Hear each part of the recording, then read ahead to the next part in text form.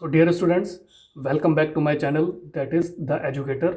So, today we are going to start our General English Speaking Part 11, in which we are going to learn about forms of tenses and we will also study about simple present tense. So, students, let's start our English Speaking Part 11.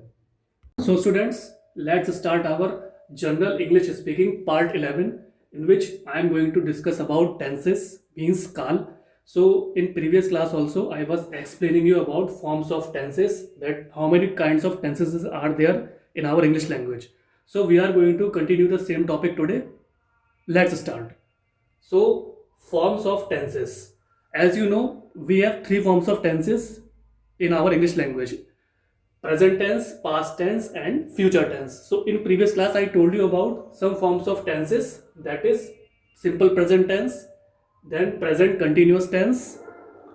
Similarly, in past tense, simple past tense and past continuous tense. Similarly, in case of future, I told you simple future tense or future perfect tense. Now we are going to continue the same topic. Now we have two more forms of these kinds of tenses: present perfect tense and present perfect continuous tense. Similarly, in case of past tense, we have past perfect tense and past perfect continuous. I have written in short form, it is continuous. CONTINEOS. Similarly, in future tense also, we have future perfect tense and future perfect continuous. So, we are going to discuss these topics one by one in next class. So let's start our simple present tense. What does it mean? So simple present tense यानी साधारण वर्तमान काल. So it is the base form of the verb.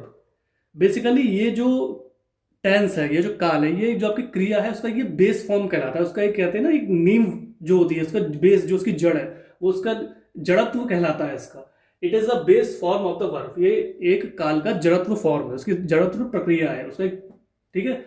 Example: work comma go. Work means काम करना, go मतलब जाना. Similarly, it is mainly use to show actions that happen habitually. तो basically ये इस चीज को शो करने के लिए काम आता है कि जो भी प्रक्रिया होती है, जो भी क्रिया होती है, तो वो हमारे आदतन होती है, हमारी हैबिट के अनुसार जो क्रिया होती है, तो उसको ये शो करने के लिए काम आता है. ठीक है. Simple present tense, it is the base form of the verb. ये आपकी जो क्रिया है उसका ये बेस फॉर्म कहलाता है, उसका जड़त्व फॉर्म कहलाता है. एग्जाम्पल: वर्क और गो यानी काम करना या जाना. It is mainly use to show actions that happen habitually. Basically ये उन प्रतिक्रियाओं को दिखाने के लिए शो किया जाता है जिसमें जो भी हम काम करते हैं वो हमारी आदतन यानी हैबिचुअली होता है. Example: I go to bed at 9 o'clock. मैं 9 बजे बिस्तर पे चला जाता हूँ. Means I go to bed at 9 o'clock. मैं रात को 9 बजे बिस्तर पे चला जाता हूँ अपने सोने के लिए. Similarly, he walks in morning daily.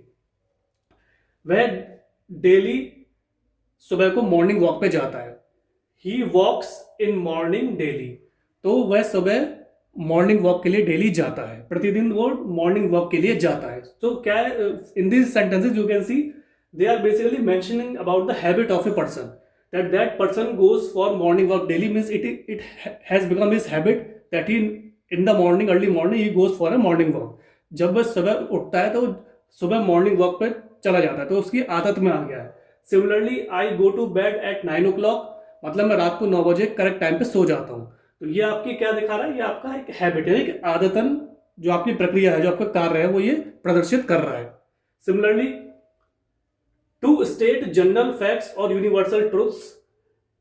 कभी आपको यूनिवर्सल सच्चाई आपको शो करनी है, कभी सच्चाई आपको दिखानी है. यूनिवर्सल फैक्ट्स मतलब कोई फैक्ट्स और फिगर्स और प्रूफ के साथ आपको प्राकृतिक सच्चाई दिखानी है, तो उसमें भी ये काम करता है. जैसे the sun rises in the east. जो आपका सूरज है वो उत्तर से उगता है. The sun rises in the east. तो ये क्या है, ये एक निश्चित प्रक्रिया है कि सन अपना डेली उत्तर से ही उगेगा और उसको वो डेली ही उगना है उस समय से. सो टू स्टेट जनरल फैक्ट्स और यूनिवर्सल ट्रूथ्स, मतलब जो आपके जनरल फैक्ट्स हैं उसको डिस्कस करने में काम आता है, और जो यूनिवर्स है, जो आपकी प्रकृति है, जो आपका संसार है, ब्रह्मांड है, उसकी सच्चाई को भी ये शो करने में काम आता है. The sun rises in the east. Similarly, while quoting from books, जब हम किसी किताब से किसी पुस्तक से कोट करते हैं, कोई सेंटेंस को हमने एकदम से वही सेंटेंस को हमने रख दिया है तो उसको हम क्योटिंग बोलते हैं। किसी बड़े जो ऑथर रहे हैं या बड़े बड़े जो हमारे लोग रहे हैं उनकी हमने बात को बिल्कुल ज्यों का त्यों रख दिया तो उसको हम कहते हैं while quoting from books. Books यानी किताब से उसको क्योट करना। The notice says no parking. So in this sentence the notice says no parking. तो इस सेंटेंस में, इस वाक्य में ये पता लग रहा है कि जो हमारा जो नोटिस है, नोटिस मतलब आपने देखा होगा कि नोटिस बोर्ड आपके कॉलेजों में लगते हैं, आपको एक नोटिस में मेंशन कर दिया जाता है कि फला इस दिन कॉलेज बंद रहेगा, इस दिन खुलेगा, इस दिन ये कंपनी आ रही है या इस दिन ये, तो आपका नोटिस होता है कि आपको ये रूल्स में फॉलो करना है, इस यूनिफॉर्म में आना है। इस तरीके से आपको एक नोटिस रख दिया जाता है कॉलेज के आपकी प्रेमाइसिस में, ठीक है। तो इसी तरह से the notice says no parking, तो नोटिस ये कहता है कि यहाँ पे पार्किंग अलाउ नहीं है। Parking means you can't park your two wheelers, four wheelers etcetera. So while quoting from books मतलब किताब से कोट करते समय जो कहते उस हम वाक्य को या सेंटेंस को रखते हैं तो उसमें ये कहलाता है the notice says no parking. तो नोटिस ये कहता है कि यहाँ पे पार्किंग नहीं है, यहाँ पे आप कोई टू व्हीलर, फोर व्हीलर या दो पहिया या चार पहिया वाहन को पार्क नहीं कर सकते हैं। The plurality of noun influences the verb. जो आपका प्लूरलिटी है, जो बहुवचन होता है, जो आपका नाउन होता है, उसका जो बहुवचन को शो करने के लिए उससे क्या होता है आपकी क्रिया में काफी प्रभाव पड़ता है। For example I eat, we eat, he eats, she eats. तो बेसिकली क्या होता है, आई यानी मैं खाता हूं, आई ईट मीन्स मैं खाता हूं, वी ईट यानी हम खाते हैं, ही ईट्स यानी वह खाता है, शी ईट्स यानी वह खाती है। So the plurality of noun, जो आपका नाउन है, संज्ञा है, तो उसकी जो बहुवचन जो रूप है नाउन क्रिया संज्ञा का, वो इन्फ्लुएंस होता है आपके वर्ब यानी क्रिया की वजह से। So I eat, we eat, he eats and she eats. So these are the basic forms of the plurality of the noun which influences the verb. Similarly, subject plus verb plus object, यानी जब आप विषय को और verb यानी क्रिया को और object, जो आपका object है उसको जब आप ऐड करते हैं तो क्या बनता है, he eats rice, वह चावल खाता है, I eat fruits, मैं फलों को खाता हूं। So subject यानी विषय प्लस क्रिया प्लस ऑब्जेक्ट, जो आपका ऑब्जेक्ट है उसको जब हम ऐड करते हैं तो क्या बनता है, he plus eats plus rice, मतलब ही ईट्स राइस यानी वह चावल खाता है। Similarly I plus eat plus fruits, मैं फलों को खाता हूं।